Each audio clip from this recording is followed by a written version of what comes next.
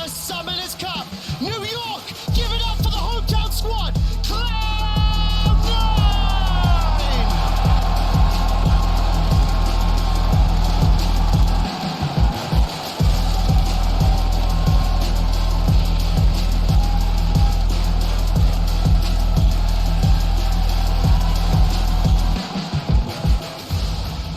Put your hands together one more time for the first match of World's 2022 group stage. FNATIC versus CLOUD9!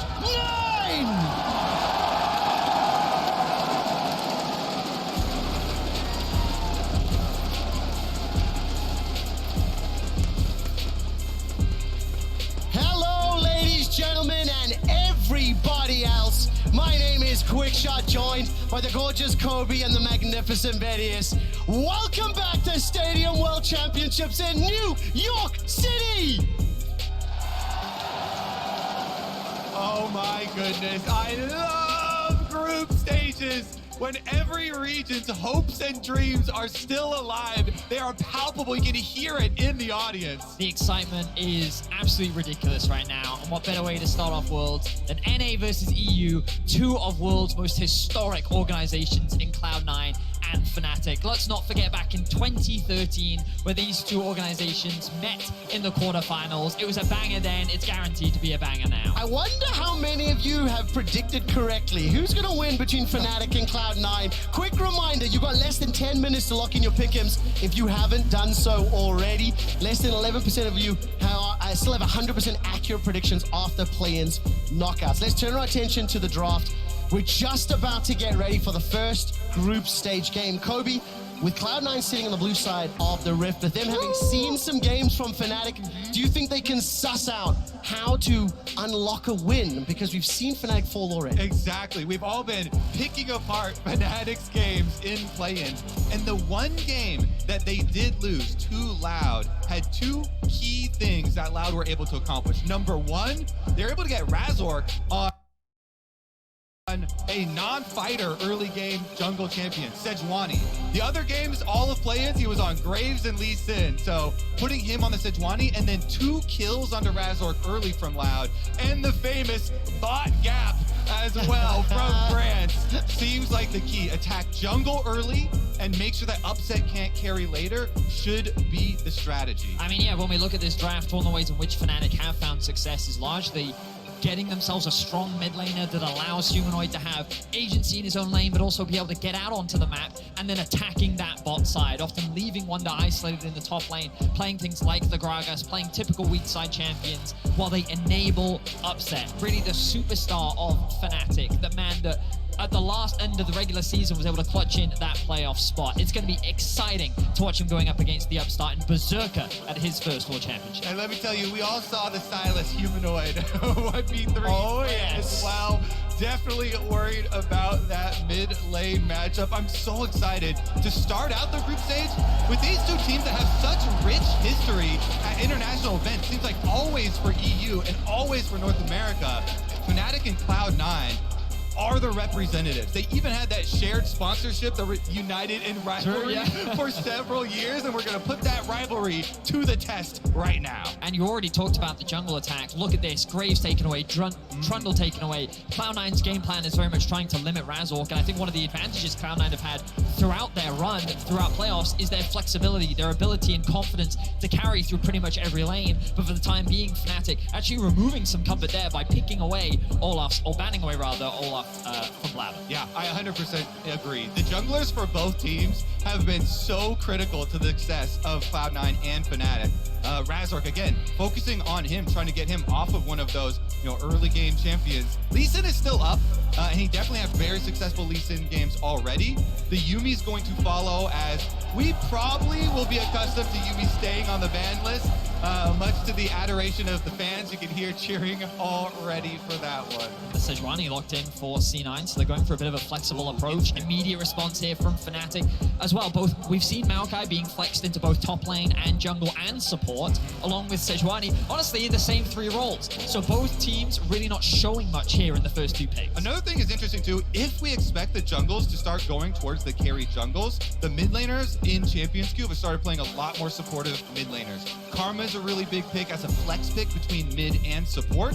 Maokai, as you mentioned, super flexible here for FNATIC, so they can go a lot of directions with it. The answer for Cloud9, though, that misfortune really plays off of CC setup. Sejuani is decent setup, but of course only the single target stuns and just a slow field. So if they could supplement this misfortune with another big AoE CC Amumu, setup, perhaps? would be a good one, the classic. Amumu is something that we saw a lot of in planes paired up with Misfortune to give very much what you're talking about, Kobe. For now, though, it does seem that Sven going towards Norliss. It was something that we did see from him during summer, but this was one of the big question marks that I know a lot of you North American analysts had around him and his adaptation shift away from the Enchanters to the engaged support. And I think a lot of North American fans are kind of glad to see Sven on the Nautilus, as that is the engaged champ that he has put the most time in on. And that ultimate plus the hook in there, that can be the setup for the misfortune that they are looking for. Meanwhile, though, Humanoid gets the Azir. Really, really strong mid lane scaling carry here for him. Definitely has been a centerpiece for FNATIC. So I would say what we've seen so far is FNATIC going for a little bit more of a standard safe approach to their first game. A very typical front to back. You can see they clearly have their tank engaged with the Maokai, with the backline threat of both the Aphelios and the Azir, whereas C9 going for a bit of safety with the Sejuani, but with the misfortune on the bot side, it already suggests that they're looking to go a little bit more aggressive on that bot side of the map. Yeah, definitely sees FNATIC have a lot of good objective setup here. Maokai definitely brings that for you, no matter what role it's in. Those saplings with the extra vision and the wide ultimate here. So let's whittle down on the support role. Cloud9 banning away the Leona, trying to ban away more of the setup from Hylissang, who of course likes to be that huge playmaker for FNATIC. I wouldn't be surprised to see the LeBlanc now taken away from Jensen. We know that LeBlanc can be a very effective matchup into the Azir, and it's something that Jensen often relies on to give him that power matchup, but no, instead, they're going to focus on removing some more of these control mages. Yeah, I actually like that move from FNATIC to take away some of the possible answer scaling in mid lane that Jensen could go with. The other thing you could go with for Jensen is the Akali. Akali here matchup into Azir can have that kill pressure once you get level 6 with your perfect execution. Also can have good kill pressure onto something like an Aphelios, but doesn't mean that Cloud9 will have as robust of a setup. So could go Akali, could go even more spicy stuff like Yone answers into the Azir as well. Thresh hover right now coming in from FNATIC. We haven't really seen a huge amount of Thresh so far this season, but of course Thresh was buffed fairly recently. Often, at least domestically, many Europeans would say that Norliss was a good answer to Thresh, so I would be surprised to see that hover, but the Renate is now going to come through from Hylissang. A staple for him during the regular season and something he's very comfortable on. And Renate is huge if you expect your opponents to have multiple hard engaged champions. That ultimate from Renate is great counter engage, great peel for an Aphelios. And since you're already looking at Sejuani and Nautilus, they're definitely looking at multiple melees, charging into them. Jensen lays down his LeBlanc. I have to tell you, by the way, 4th most played mid laners for both respective players. The difference, however, 52 games for Jensen's LeBlanc, 72%, 77% win ratio. And for Humanoid's Azir, 30 games played, 53% win ratio. Both players on some of their signature champions. For sure, they certainly are. I'm excited to see Jensen back on the international stage with this LeBlanc. Let's see what he can do in the mid lane. But more interestingly, this blind pick Fiora going to be answered with an Ornn from Wonder. So FNATIC hard committing to the front to back team fight style of play, whereas C9 want a little bit more agency, a little bit more side lane threat with their 2 solo lanes. Exactly. FNATIC are saying, we are going to control objectives. We are going to 5-on-5. We want team fights after team fights after team fights. Please and thank you very much. Little bit of time for scaling there for the FNATIC side as well to get to that, orderly front to back setup that they're going to want. Cloud9, meanwhile, have a little bit more of a wild card possibility here. If you can gank for a LeBlanc early, Jensen can start to upset those early lane phases, and of course Fudge. They talked about it on the analyst desk. Last time at Worlds, he had one of the most versatile champion pools. He is also one of the players that hides all of his picks from Champions Q, so doesn't want to give anything away. And they have a lot of faith in him. Goes with that blind pick Fiora. Into the Ornn, definitely going to be an easy lane for him to try and scale and see if he can get into some split pushing power. With a draft like this, it suggests to me that C9 is looking to attack top lane in the early game. Sejuani played up with any really melee champion, synergizes very well, and Fiora is no exception. With the LeBlanc and the expectation that maybe early levels you can't get that priority, but around level 6, when you can actually start to gain control of the lane, don't be surprised to see Jensen push out that mid lane, start to roam up top, and see if they can shut down Wonder, who does typically play on the weak side for FNATIC. Exactly, and that LeBlanc lane hinges on kill pressure. So the more ganks, the better, because you want to play off of aggressive trades there and then open up some space for him. Well, New York City, put your hands together one more time as we load up to Summoner's Rift for the first group stage game of Worlds 2022. My eyes are going to be on this resort. Maokai, can he unlock this early game? And will FNATIC be able to maintain the discipline in the early stages of this game to get to the stage that Aphelios, Azir, Ornn can unlock those front-to-back team fights? Now, what's interesting about both these teams is that during the regular season, both struggled. FNATIC barely made it into playoffs. There were many questions and doubts if they even could qualify. And one of the big reasons was because of Razork in the jungle. His aggression in the early game, his willingness to just perma-dive bot at level 2, level 3 was something that many teams could not rival. And Cloud9, they found themselves in a similar position in the way that they bounced back in playoffs. Ooh, holding my thought here. Two members of FNATIC step forward. Their ward is instantly cleared out. No, actually, final hit, last one to go. Sand Soldier pops up. Small advantage here, not going to get just yet. They get the ward and the crowd goes wild. Cloud9 getting some gold off that, but more importantly, a little bit of that extra experience for LeBlanc. Because as we said, this is a kill pressure oriented lane for LeBlanc. You're always trying to trade health and go for these aggressive trades. Now he can get level 2 on the first wave here with the extra experience from the ward. Helps him out a little bit. I mean, that should, in theory, give Jensen that first level 2, as you were talking about, and the amount of pressure and threat that mid lane will be able to generate is something that we have to keep our eyes on. Wonder looks like he is starting to get this slow push up towards the top side of the map, and keep my eyes on the pathing of both junglers right now. Information has been gained as to where Razork is, as Blabber is now clearing out his crows. And we could touch a little bit on why Maokai is one of the new faces at Worlds. The adjustments to this champion, basically a bunch of extra damage to the monsters on your Q. That really helped out at clear speed there as well. And they incentivized building tank because they've got that HP scaling off of those saplings now, a little bit less on AP.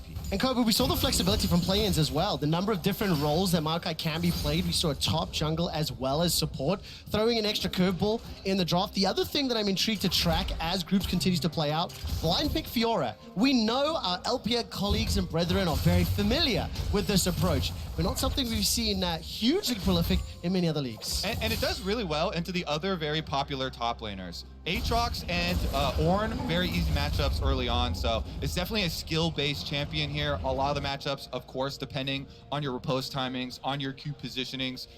Wonder, of course, is going to be the first one attacked. Blabber uses the Q over the back of the wall behind this vision. Oh, waiting for that cooldown. Q, 10 seconds, waiting for the Bellows Breath. It has been used. Wonder's still got the flash available to him. Cloud9 stepping forward, chasing down Ornn, flashing over the wall. Wonder makes it work. Yeah, great flash there. That positioning on the large part of the wall gets right over it. Meanwhile, mid lane. Oh, a lot of trades back and forth. I think Jensen came a little worse for wear there. So, a couple of things that need to be taken into consideration here. Blabber, using his information of where Razork is pathing, means that he's able to find a very safe gank up towards the top side, but now Razork is the one on the offensive. Humanoid gets a good trade. New York going mad for Blabber killing the Scuttle Crab. They know why. Jensen is at threat of being tower dove. That point and click CC will follow. Elisan gets caught up by the dredge line. He's burning. He's chunked out. He's bailed out. The Berserker's running for his life.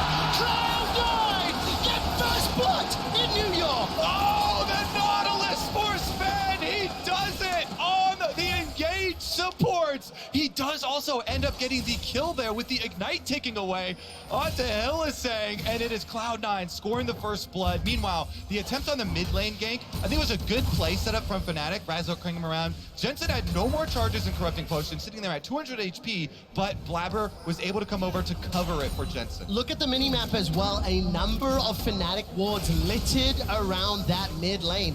the threat that Jensen will pose, making sure they had that opportunity set up, and ultimately FNATIC find themselves down a couple hundred gold at this point in time. Yeah, some of it is being made up by Humanoid, this CS lead for mid lane, this Azir constantly taking chunks out of the health bar here for Jensen, punishing him. Still has his teleport ready there for the LeBlanc, so he'll finish up that CS and get right back out there. So I think one of the game plans here from Hylissang is to try and chunk out this bot lane from C9 so they can actually set up a dive. This gank in the mid lane is only the initial setup in being allowing Humanoid to then transition from mid to bot to then set up that dive once the wave actually collapses underneath the tower. But Sven reads the play, attacks Hylissang in advance, and they're able to get the upper hand on the FNATIC bot lane. And the funny thing there is that because the Ignite is still ticking during the bailout, the last thing that damages you as your bailout HP is dropping comes from the support. So Berserker could have gone and given another auto over there to get it, but Sven happy to get a little bit more tanky. And the amount of damage that Berserker took as well from that Aphelios that finds himself up 8 CS for the time being. This wave is being shoved forward over and over, as you would expect from Aphelios Renata lane stepping into that MF plus Nautilus. We caught a glimpse very briefly of Blabber picking up the camp on the bottom half of the map, while Razork is also invading and stealing away the chickens. There may be a small engage here, Kobe. Yeah, Blabber's definitely going to find him on that control ward. Razork gets the crab though, or the raptor. That's it, that little scuffle is going forward. There's the Emperor's Divide. Blabber's running for his life. He's popped the flash into the river. Bottom lane is not moving as of yet, and Razork is under trouble, under threat. He's jumped in, knocked back with the Bramble Smash, and the clone can't do it. Jensen's burning. One more auto, not enough to do it. Flash for flash, traded. Jensen gets out with his life. Wonder's coming though, can he pull him over? No, he cannot. The snipe fails. Cloud9 survive. Oh my word, FNATIC, they're not quite able to find any kills. Sven is able to get away with his life as well, but the damage is still being done to Cloud9. Look at how much Jensen is losing in this mid lane matchup right now. He doesn't have the teleport available. Humanoid has almost gotten a 20 CS lead in the isolated 1v1, and he's got a plate waiting for him to give him another bit of gold. Yeah, it looks like they're going with the fasting LeBlanc angle here for Cloud9. Jensen, he took such a big chunk out of Razork. I think he kind of baited himself into looking for that kill, even 1v3 with the rest of FNATIC there, and then even though Jensen does not die, holding his flash there to get the flash out of Humanoid, he still, like you're saying, gives up so much CS, constantly getting pushed back to the fountain. The shield from Hylissang was incredibly clutch there.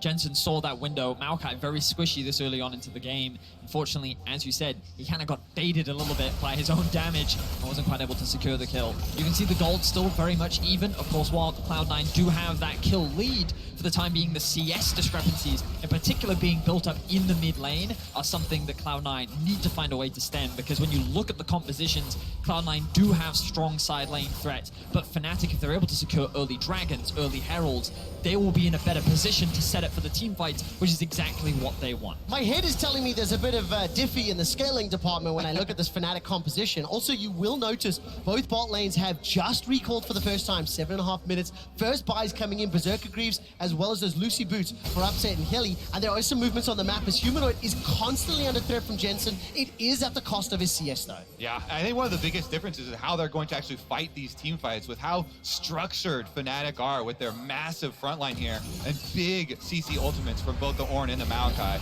Once they get to group up and use those synergies front to back, it's going to be massive. As you can see, Humanoid went with the first item, Merc Treads versus LeBlanc. This greatly decreases the threat of those LeBlanc kills that we were talking about. So I think FNATIC, this is one of the biggest positives for them. As you can see, they're even a little bit ahead in gold because of the CS differences. I think that Cloud9 made a really smart choice here. They know that they are stronger at this point in the game, as they should be. Even with the small CS discrepancy being built up in mid lane, it's still not a fight that FNATIC want to take. So immediately FNATIC go for the cross map. They trade for Drakes because they know that their win condition is later on into the game. And the best way for them to get fights is to start stacking those Drakes as early as possible, because the moment you get to 3, Cloud9 have to come to you. And in an ideal world, Cloud9 want to leverage their side lane pressure to force FNATIC to split apart, because there's no one that can stop this Fiora on a side lane. Exactly, and it even allows more turret plates for Upset here. That late game carry, that DPS monster we talked about. That is already up 12 CS and the plates. I do want to mention as well to all the fans here in New York that for FNATIC, deprioritizing the Rift Herald, playing for Drakes, is something that we have seen from them fairly consistently out throughout the course of the summer season. I think throughout the course of play-ins, it's fair to say as well. So as far as a strategy goes, Vinny's already mentioned it. We talked about the composition. If Fnatic get Drake stacking under their belt, now the pressure's on Cloud9, in my eyes, to make sure they can find those skirmishes and don't let this front-to-back team comp get fully online. Well, this Herald is really important in how they use it, because Cloud9, they want to unlock their 2 solo lane.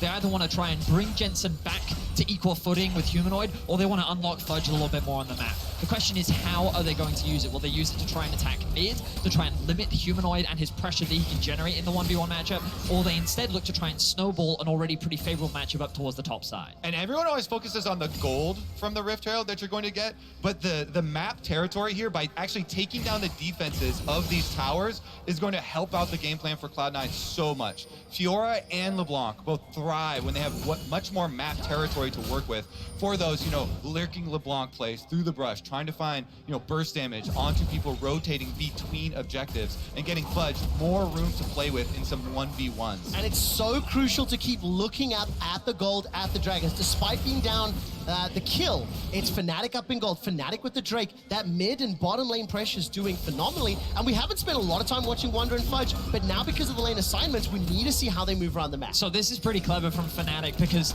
as we were talking about, they know that C9's game plan is to use that Herald to try and unlock someone on the map. Fnatic is saying, well, we think you're going to use it top lane, so we're actually going to swap our bot lane up to top while we have a window, because that's going to make it harder for you knowing that your jungler is pathing up towards the top side. Now we see an engage from Cloud9. Oh, Glacial Prison is flashed away from. Hilly gets out of dodge. Fudge unable to continue. If you look at the minimap, support and jungler making their way through the river. No further risk of engage right now. Also, Cloud9, they made the call. Berserker recalls here with Misfortune. Even though he gets Kraken Slayer and rushes past the boots, now they come in Magic Footwear plus the Strut. Gets a really quick rotation up to the top side, try and go catch those minion waves. But Fnatic are also resetting right back.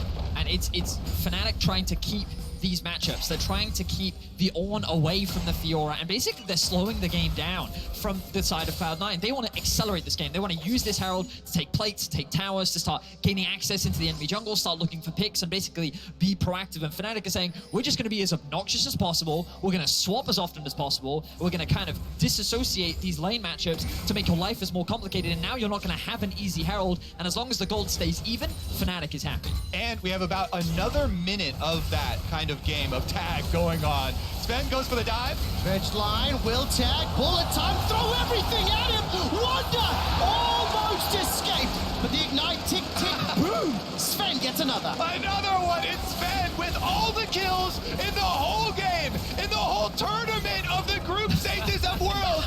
Sven has every kill. What a great quick stat from Kobe. Crucially, though, the bottom lane tower continue to siege it up. Hilly's doing his best to deal with the Rift Herald. It's a race for first tower. That Cloud9 should pick up here. It's being chunked down, and Cloud9 gets our first play. And this was the best play that Cloud9 could make. They realized that they were tired of Fnatic's shenanigans. They didn't want to have to deal with this anymore, so they committed 3 members on the top side with a stacked wave, and they were able to find a successful dive. Beautifully played with the stacking CC onto Wonder, meant that he really had nowhere to go, and Cloud9 will finally get themselves a firm gold lead in this early game. I want to point out that ward right there. Good job, observers, because going up to see Jensen roaming down, that is the information that stopped Upset from finishing that tower. Jensen with a half roam on LeBlanc threatens the extra reinforcements there, makes Fnatic back off so they don't get the trade on the tower kill just yet. And nearly in the blink of an eye, the kill, the tower, the plates, pushes Cloud9 just shy of 1,500 gold ahead. And crucially as well, those mythics have already been picked up by Fudge, by Berserker. They will obviously just be moments away once Fnatic decides to back, but the battle or the combat power, 10 seconds to Drake in favor of Cloud9. Exactly, that means you have to reset. If you're going to bring your top laner, you would have to bring them now. You can tell that Cloud9 have already made the call. We are not going to fight it because they commit Fudge top side of the map. There's no teleport for Fudge. Wonder has the extra teleport there for Fnatic. It's going to unleash very quickly here, 10 more seconds. Well, the awkward thing for Fnatic right now is that Razork is on the top side of the map. The question is, how much information do Cloud9 have of their opposition? You can see a number grouping up in the bot side river. They have their eyes on Humanoid. He's stepping forward. That was beautiful, Benny. Very clean play there from Humanoid. Fancy feet When the pressure is on, he is an individual that will step up and perform.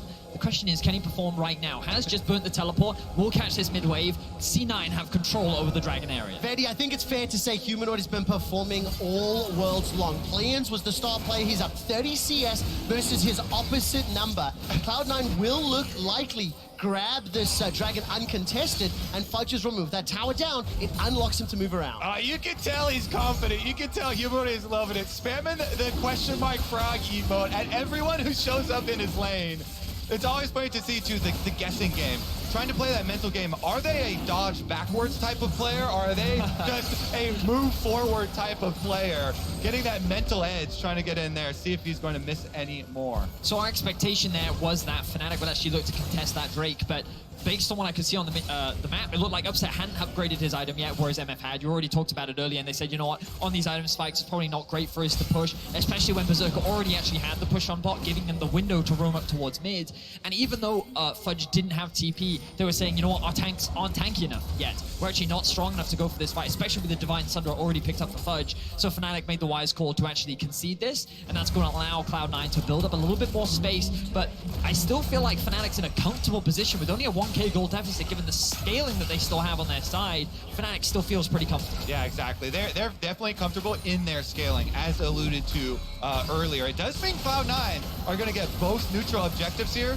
They're going to swap right up to the Rift Herald number 2. This one is not, of course, as highly prized as the previous ones, but the extra 200 gold was also added to Rift Herald number 2 here to make it a little bit more enticing.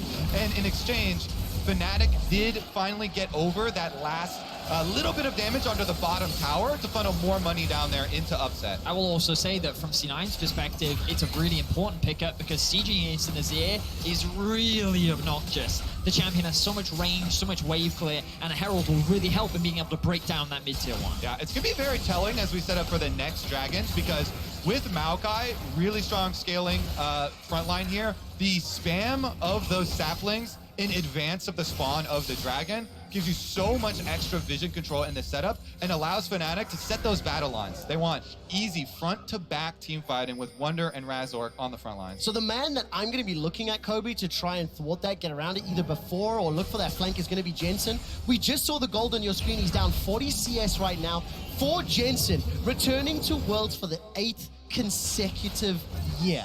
Take that in for a second. When Fnatic as an organization have attended 10 World Championships as an organization, Jensen's here 8 in a row, but he is in a situation where he's down in gold. He's been trying to poke, prod, and push Humanoid, but Humanoid hasn't buckled yet. Yeah, Jensen Incorporated, an organization that also has 100% presence at Worlds. Impressive stuff from him. 8 years the career, 8 times the performances at Worlds. So look at that, forcing the flash. Is this the opposite of a caster curse? We praise him, and he pulls. There's a new power being born. I mean, what was crazy about that play was mid-dash, Healy was able to hit him with the handshake, yeah. And then he interrupts the dash as well. That was crazy, of course. Healy still got it with those old hands. Yeah, he certainly does. Quick shot. Healy forced a flash, though, as C9 looked to reclaim some vision control around the bot side of the map. Yeah, it's going to be very interesting to track how the setup does go. Because, of course, Misfortune, so much of the power is packed into this ultimate. So a lot of the setup and the CC from Cloud9 to make sure some players are locked in place for Berserker to be able to get off a good Misfortune ultimate is going to be paramount in determining their success or failure. So let's talk a little bit now as Rift Herald is dropped in the middle lane. What pressure can this unlock? Oh, here we go! It's coming down. Nature's Grasp. Roots up 2. Shelly gets off the charge. Here comes Call of the Forge God. Throws Berserker flying in the air. He's looking for the bullet time, but the damage being done, and Sven is killed. Emperor's Divine Slide and Glide. Humanoid takes down Blabber. Now all of a sudden there's the root connecting on a Jensen Moonlight Vigil. Plus the Inferno, not enough damage. Fnatic by 2. Huge double teleport from Fnatic catches Cloud9 right across mid lane, and they're going to get a tower on top of it. Very big rewards here. It's just a really great awareness from Fnatic to leverage their team fighting prowess. They had both teleports available. They recognized that this was a window where C9 was grouping up to use that Herald to break down this mid tower, and look at the engage coming in from all angles. It's such a nice timing here too, because Maokai ultimate from the right, Renata ultimate from the top, and double teleports from the bottom. They surround Cloud9 from all sides there. And you see a very late teleport called for Cloud9. They really didn't want to have to use it. They didn't want to have to fight that because the setup there from FNATIC was so good with the surround. Now Jensen's hunting Humanoid. He throws down the Sun Disc. How cheeky is that? Conquering shifting sands plus the use of the flash. Humanoid's got the Sand Soldiers up, but there's so much threat. The Arctic Assault from Blabber gets revenge instantaneously. A big shutdown for Cloud9 as they get a kill onto Humanoid, and they're able to relieve a little bit of that pressure, but aggression from both sides. The gold still dead even, but you get to see the threat. Cloud9 looking to try and attack these side lanes, looking for picks like we just saw on our screen. But when Cloud9 do use that small window to group up, that is when FNATIC will look to attack and leverage their strong 5v5. And we can see the difference in damage output in the last mid lane fight. So much of it packed in, even when Berserker was able to get that ultimate off here, as FNATIC will, in the aftermath, pick up this dragon. Because you've got the Anathema's chains on Razork, and Wonder is so tanky with so much armor already, even with a almost full channeled Misfortune ultimate, those tanks kind of shrugged off the damage. FNATIC very happy with how beefy they've gotten. Now, of course, with the state of the game, the second dragon picked up, and I think crucially for me, seeing how FNATIC approached that team fight, I was expecting front to back. I was expecting ARAM style. They pulled off those flanking ultimates, which is what I thought Cloud9 would have needed to do. Very intrigued to see if Cloud9 are going to be able to get off some better angles themselves. With Fudge trying to implement the split pushing there, his Divine Sunder is done. Of course, looking for Jensen, trying to get some of these flank angles. If he can find Hilly or Upset, rotating between objectives is the main goal. Right now, though, trailing Fudge. The observers highlighted it before I had an opportunity to get to it, but you could see this is something that C9 is going to continue to do. Try and attack these side lanes. Constantly look for picks to give you access into deeper vision control and further picks. And they go for the dive. Going once again, Wonder's the target. He's going to dash towards the tower. The chains will not root him. Call of the Forge Guard throws Jensen in the air. Cloud9's got reinforcements from the river, and the FNATIC backing at a tower. Yeah, Blabber charging ahead. See if they can catch these tanks. The big tank ultimates are down. Cloud9 will force them out, and it looks like it will be traded for a tower on top side as Humanoid takes it. And you can start to feel the pressure that C9 is putting themselves under, because with this side lane threat, if they're not finding picks, if they're not winning out, then they're not getting space or control over the map. And you're giving space and freedom for Humanoid to just free farm. We are 21.5 minutes in, and this man is at 240 CS. He is already level 13. He just picked up the Void Staff. This man is becoming a monster. We shall call him Humanoid from here on out. And Kobe at 22 minutes, looking at second items being completed. Things are starting to look a little more hairy, a little more challenging for Cloud9. Yeah, it's going to be really hard for Jensen to keep playing these team fights here, because the LeBlanc, you get answered very quickly by a Maokai, point and click CC towards the later stages, and Jensen is basically just looking for damage on Humanoid, Upset, or Hill is saying there. It's going to be very hard for him to actually find those angles. So again, we're looking at that vision control and the fog of war. Can Cloud9 get pathways for Fudge and Jensen to actually be able to play this game? Exactly, because, well, we kind of all acknowledge that LeBlanc is much more of a poke champion the later into the game you go, right? Leveraging that fog of war that you were talking about to dash over the wall, chunk someone out, and then dash back in. The problem that he's now going to face is Upset with a Bloodthirster. He's looking for it, though. But this is the type of thing that we were exactly talking about. Our observer's doing a fantastic job of highlighting that fog of war. The problem is, it's in his half of the map, and this is not exactly where he wants to be as FNATIC continue to pressure this mid-tier 2. There's the engage with that Nature's Grasp. Look at the multi-angles, the zone control. Cloud9 can do naught when so many ultimates are thrown across their lane. FNATIC can basically cover your whole screen with large AoE CC ultimates here. They unleash all three of them again. They get the kill, and they get the kill so quickly, Fudge can't even... TP? Well, what's this going to happen here? Fudge running for his life. Flash is available to him. Put yourself in the shoes of Berserker or Fudge or Jensen. How do they possibly position and deal with the hostile takeover, the Nature's Grasp, Call of the Forge Guard? Hell, even Moonlight Vigil can hit you from 2 screens away. They got to spread out across the entire map. That's why we keep coming back to some split pushing here for Cloud9. Jensen, as you can see, pushing out the top side. Fudge was trying to get some distance going for them on the bottom side of the map, is able to get away from the teleport there. So that is one cooldown at least that they have been able to burn through. It's one of the big pressures of Worlds, right? Coming into day 1, game 1, you've got to think about your approach. And Fnatic's approach this whole draft is keep it simple. Press R, engage, and this on your screen is exactly what you are seeing right now. It's a straightforward, clear cut, and the window is straightforward too. Fiora bot lane, engage mid. It's Sven that ends up being punished for it, but there's very little that he can do in a situation like that. Yeah, Nautilus has one of the slowest base move speeds in the entire game of any champion. No way he's getting out of that one. And put yourself in Sven's shoes as well. One of the only players that has won a regional title in 2 different roles, coming up as a support against FNATIC, an organization he's incredibly familiar with. Questions and discussions around the champion. Can't wait to see how it develops throughout the tournament. But right now, he has been the subject of the damage dealers from FNATIC. They still maintain that minute 400 gold lead. And gentlemen, with 40 seconds to go until the next Mountain Drake, we can already see wards and saplings being tossed out around Baron. Now there's multiple objectives that can get taken down very quickly. So the next thing the Cloud9 have to start being worried about is the Baron 2-man. Azir and Aphelios are both champions that, with the right setup, can actually just do the Baron with someone tanking it for them. Maokai, Ornn, these are both perfect champions for tanking that Baron, and so you can see C9 investing a lot more time into making sure they have vision control, as Fudge is now in danger. Fudge this time around getting caught out. Will sidestep, the Forge God upsets, got the green gun, flashes for the kill. Fudge has been trying to apply pressure, but has not necessarily unlocked the advantages that Cloud9 were hoping for with the commitment up top. Jensen will at least get the tower down bottom, and Fnatic will be happy with that for now. Yeah, big pick up there for Fnatic, taking down Fudge. 30 seconds on the death timer, and the Dragon is up right now, so Fnatic rotating everybody over. They may be a slower, lumbering composition, but they are a powerful one, so once they arrive, they've got the setup here. Starting Dragon instantly.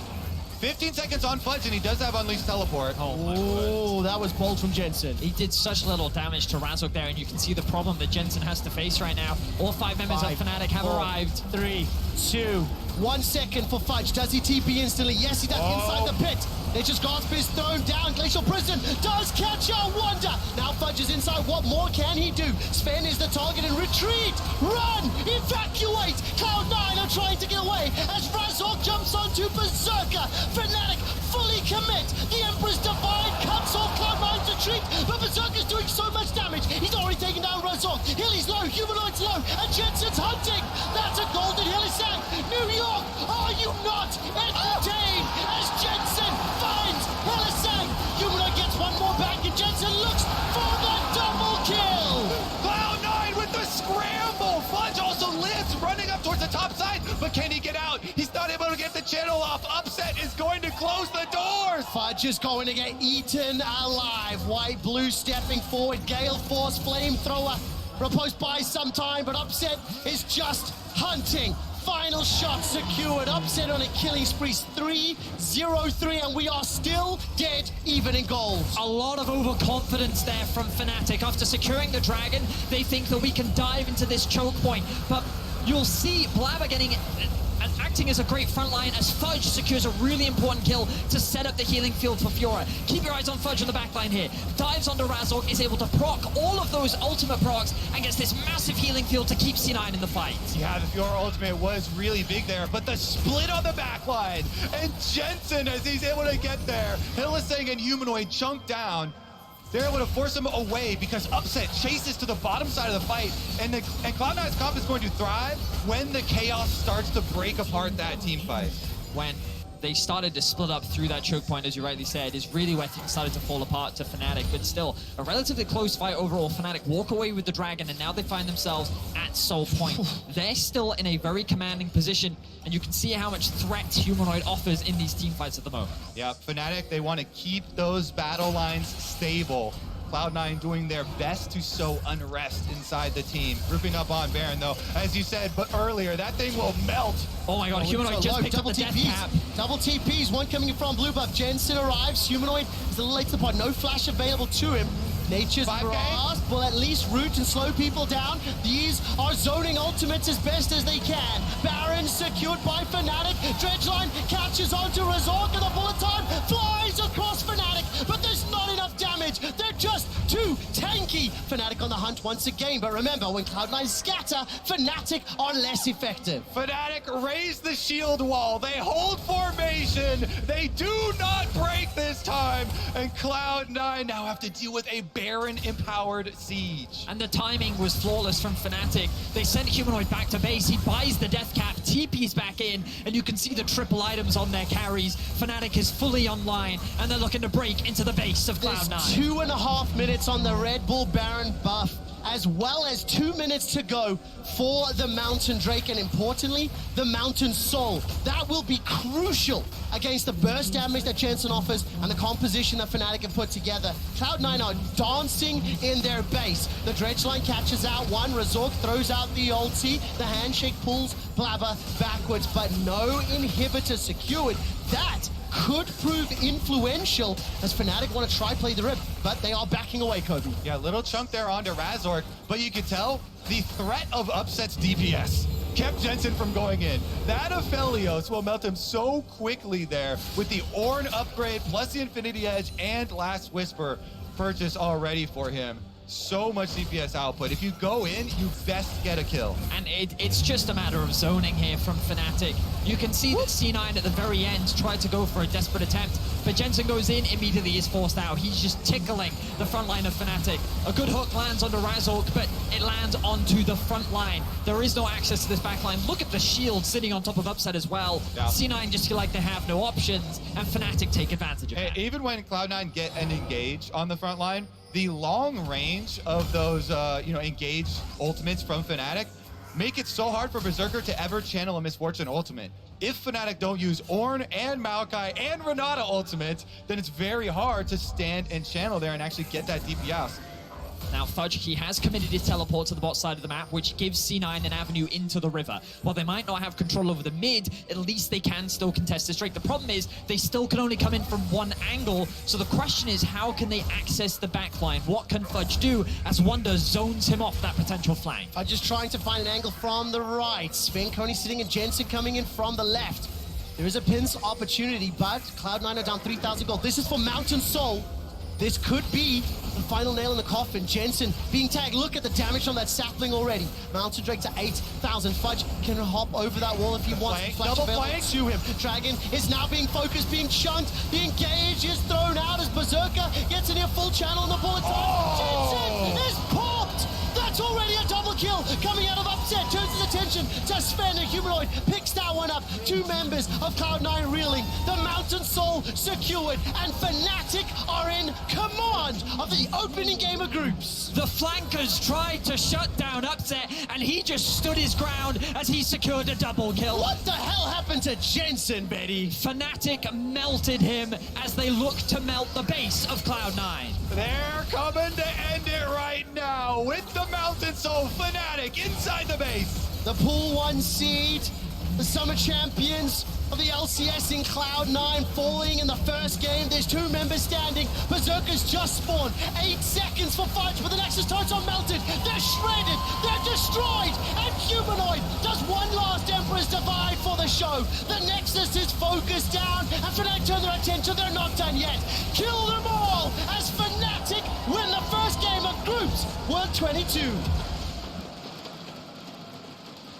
I think it was a great strategy from FNATIC for the first game of groups, coming out with this very robust team fight, scaling 5-on-5, play to the time, play to your scaling, very slow and methodical set up 5-on-5 scenarios. They also had amazing flank setup, the long range of these engaged ultimates, layering the whole map, covering the screen with CC. And they just were unrelenting. And I also think a lot of credit needs to be given to FNATIC in terms of how they traded objectives on the map in the early game. Often, FNATIC was over-aggressive during the regular season. They would often look to fight you, they would look to snowball the early game, but here, they were giving up Heralds, they were giving up Dragons, they recognized when they were weaker, and they were doing everything in their power to slow Cloud9 down. There was a level of discipline that I've not seen from FNATIC that often. Yeah, and I think that, especially when you think about the tumultuous journey that FNATIC had, getting to Worlds with all of the issues that they faced, the fact that they can start groups off with a convincing game like this, set themselves up as a scary team further on in the group. And I think when you look at the draft and the game plan and how Cloud9 had to execute it, frankly, they didn't find the opportunities. FNATIC didn't present them, but still, some of those late game fights, especially around that Tribush and the bottom dragon, makes you nervous. So for Cloud9, unfortunately, they lose their first game at Worlds, but it's a long run. It is a long journey. And luckily, the other fans in New York still making a lot of noise for the game. Kobe, what do you make of that from a Cloud9 perspective? I think FNATIC had really good